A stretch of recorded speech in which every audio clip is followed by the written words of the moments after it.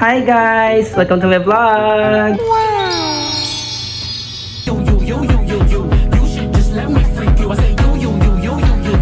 Charis! So guys, I am here in front of you to show my products. If it is imported or exported. Sure. So, nakati ko tiri para magpasuya ninyo sa akong mga products. Of course. Charis. So first is, I have my iPhone 13 Pro 1TB fully paid. Wow! Guys. Yes!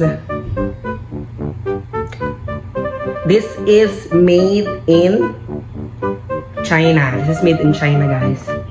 Oh, yes. So, gipalit din sa akong tita sa California. Spend ako sa tita sa California. Yes, din siya kuhan. Ang sulot ani kay nasa akong sister. Giyos niya ron. Yes. And I have my iPhone 13 Pro case. Yes. This also from California. Wow! This is 2,000 pesos only. Okay. Yes. Next is the gift box. iPhone gift box. Yes. This is also made in China. Yes. Ang sulod ay niya guys ay siya AirPods Gen 3 magnetic battery pack 35 dual USB power adapter. Wow.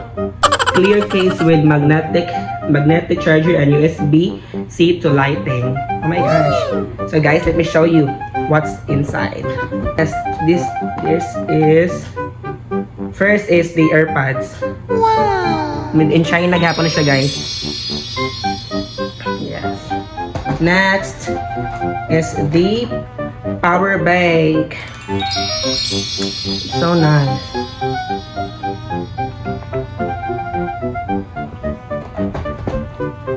Then next is the magnetic charger.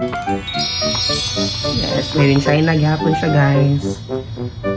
It costs I think 3,000 each. Huh? Original ni guys. This is USB lighting. Made in China again.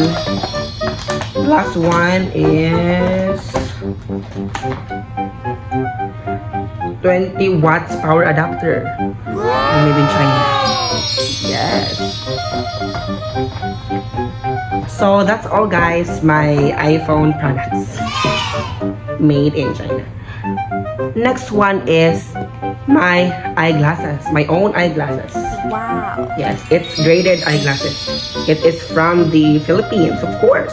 In the Filipino nights, From neon light EO. shine bright. Yes. So, ako na siya use. Kaya di ko kita, guys. Pamaymay lang ko, pero wako kita. So, guys, napatay last product. Wako naman. Stay tuned. Okay? Wait. So, guys, wait. Gawas muna ako sa aking bag. So, this is my last product. Yes. This is it. Oh my god, it's so nice. This is a painting. My mommy bought this in the US, California. So daw? It's so nice. The details. Yes, patanay, suga o. Tanaw ka pati. Reflect ko ng suga. 8 years so sabok. Yes, this is it. This is from US, California. Sigbalik.